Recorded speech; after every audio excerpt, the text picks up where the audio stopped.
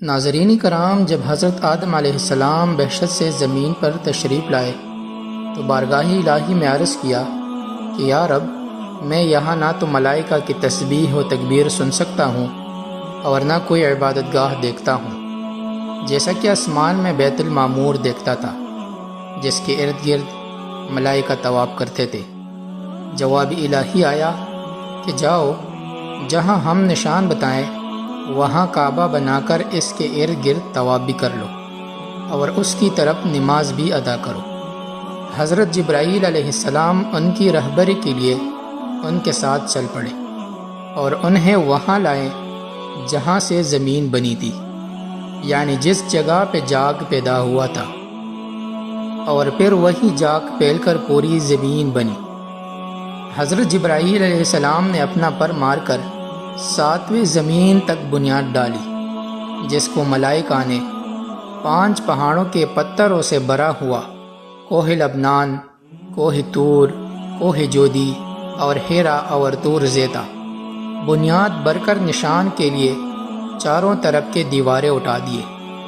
اس طرف آدم علیہ السلام نماز پڑھ رہے اور اس کا طواف بھی کرتے رہے۔ طوفانی نوح تک کعبہ اسی حالت میں رہا۔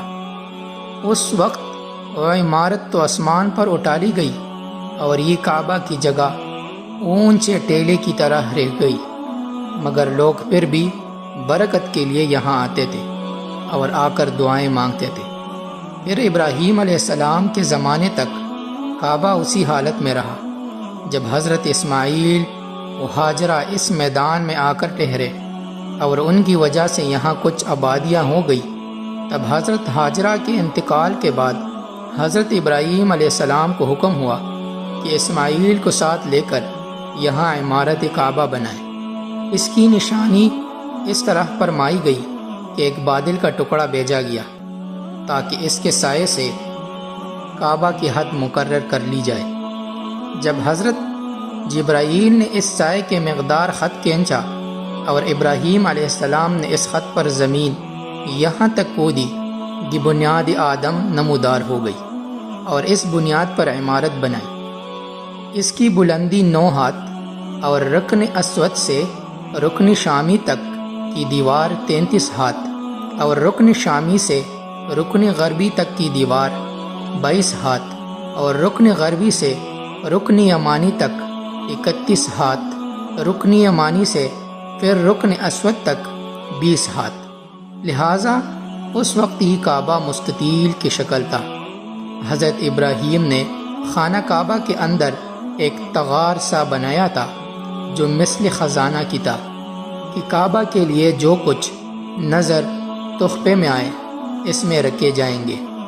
اس کے دروازے 2 تھے، ایک داخل ہونے کا، دوسرا نکلنے کا، اور کعبہ بنانے والے خلیل تھے اور ان کو غار اور پتھر اٹھا کر دینے والے اسماعیل علیہ السلام، اور اس عمارت میں 3 پہاڑوں کے پتھر لگائے گئے۔